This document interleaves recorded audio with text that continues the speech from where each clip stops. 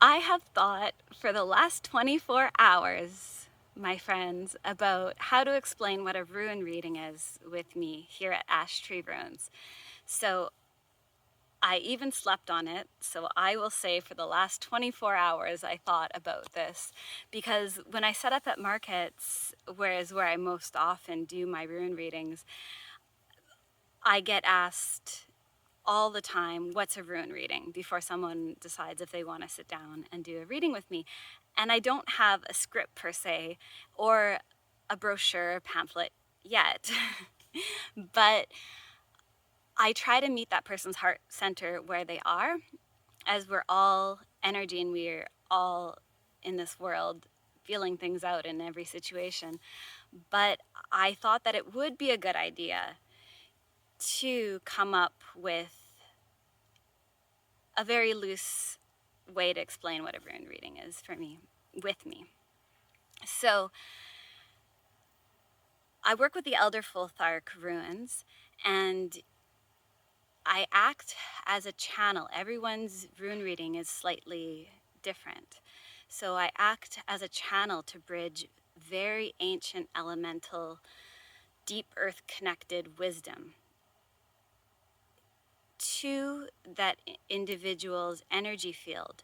And the runes that I work with, I have hand carved, so even that carries a certain energy, and I know its intentions and the root. And it's very cool because in their creation, I know the intention. Everything has energy. So often when I'm in the middle of a reading, I'll jump up and I say, I'm going to grab this blue onyx set. I've been working a lot with a blue onyx, which is for sale right now. So somebody might have it, but maybe I should keep it because it's working so good in readings. It's a very grounded set. So everything has energy. Sorry, I go off on tangents. You'll learn this about me.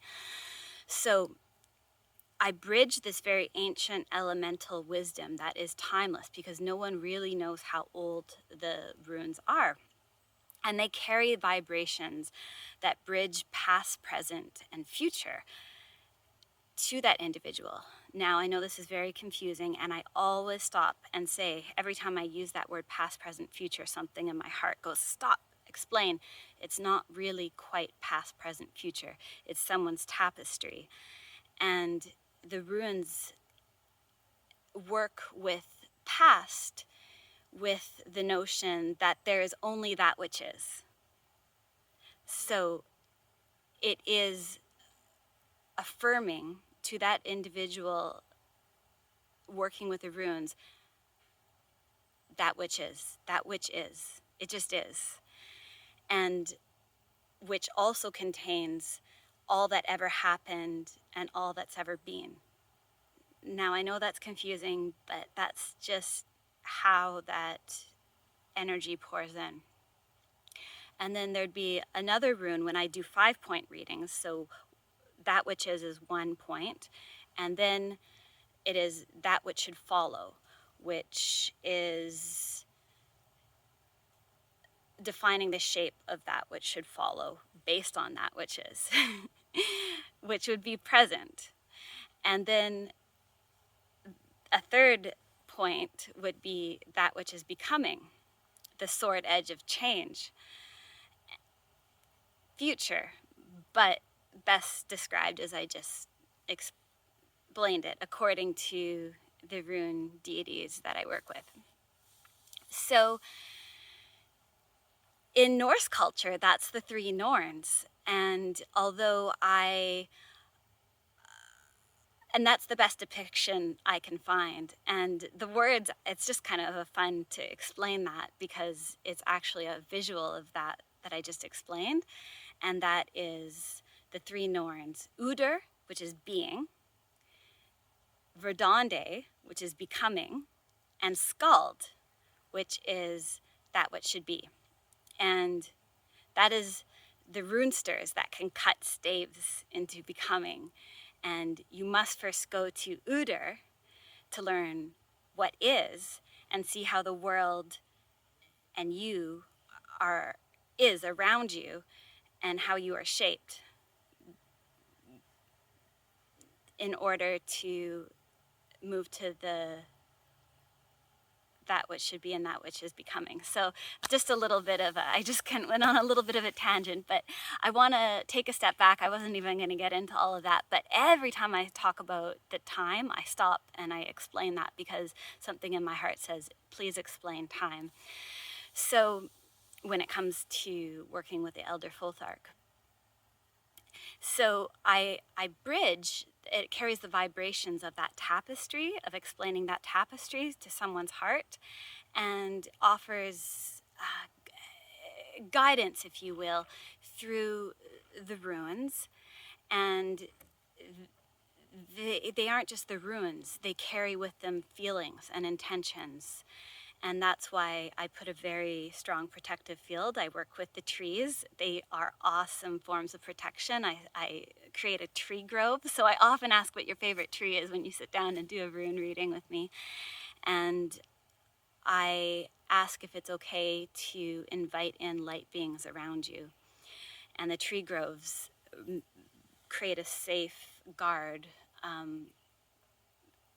And the light beings that come in create a safeguard to make sure that the rune reading is done holding love and light, and that the runes are used only for the highest good. So that's very important, because the runes being as old and just all they're timeless, and there is so much that is drawn and curious, and they could be used so many different ways. So that to me is one of the most important things when I do a rune reading. You can rest assured that I create that safe space, and that if you were to buy a rune set off me, it was created with that intention and that love of being used to heal the earth, raise your timeline, and connect to nature, spirit, and basically in rune readings, whether you use the runes on your own that I've carved or in a rune reading with me, they have the intention of connecting to those unseen forces that shape human experience and shed light on helping you remember who you are, and helping you pause and reflect with a quiet stillness, so that you can feel into your tapestry and feel insights and reflections that you may not have been able to see with the busyness of our time construct. I hope I'm making sense. I'm doing what I actually do when people ask me what a rune reading is. But I had my intention. I came here with that intention, and it's coming out how it's coming out. So I act as a guide to comprehending cycles and transformations you may be going through at the moment. And just basically I act as I'm not sure I like the word, there's nothing wrong with the word facilitator. I help facilitate all the energies that are coming in with that self-empowerment. I help create space and capacity for you to take charge of your own personal empowerment when all of these light energies are coming in, and these energies of nature and spirit and connection. And it's basically a reconnective healing experience with nature. And it activates, I do believe it activates something in the body from the light beings that come in. And it's kind of, you walk away with just more,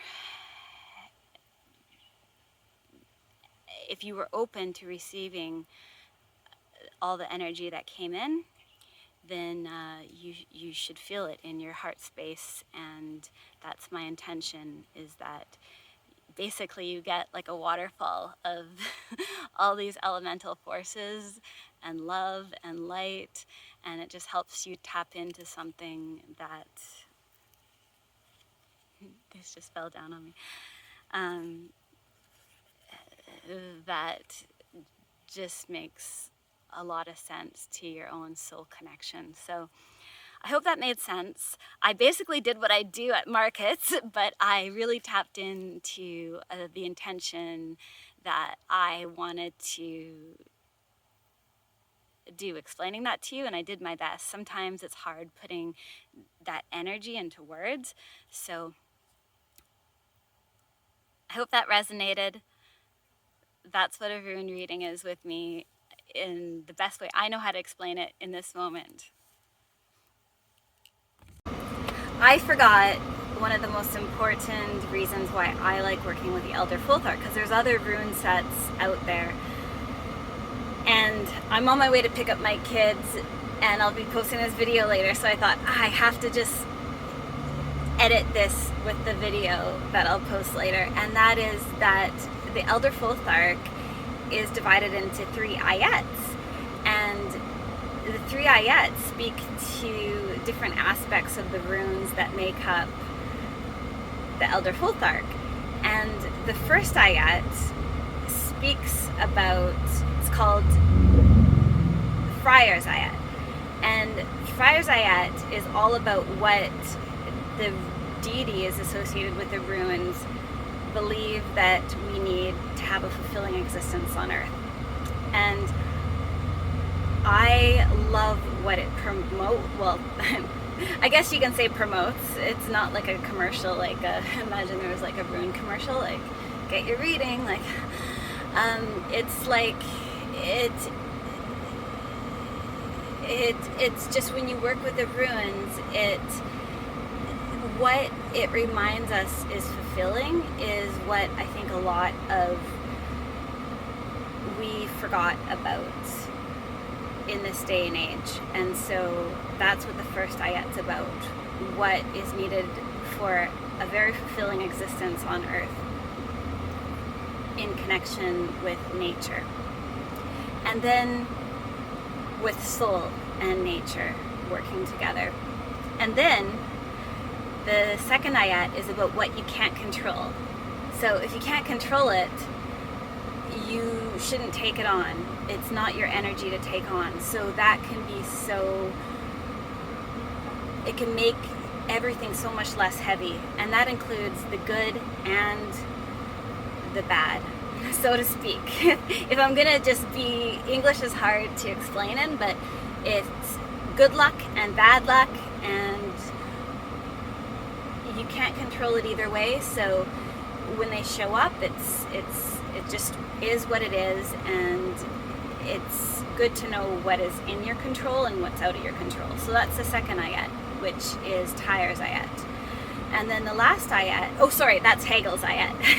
And then the last ayat is Tyr's ayat, and that is one of my favorites of the 3. Well, I shouldn't say they all come together perfectly, but I love, it always puts a smile on my face explaining the last one, because it's all about how we can co-create with nature and how divine we are. And I think we forget that in today's day and age. So I wanted to explain those 3 ayats. I think I have explained it a little bit in my link about rune readings with me, that I'll help post at the bottom of this. But that is another big aspect of runes, and or the Elder Futhark runes and rune readings with me. I really take those ayats into consideration when I'm doing, and just the essence and the energy of those ayats and how they were intended and why they're put into those 3 categories. All right, I gotta pick my kids up, but wanted to just add this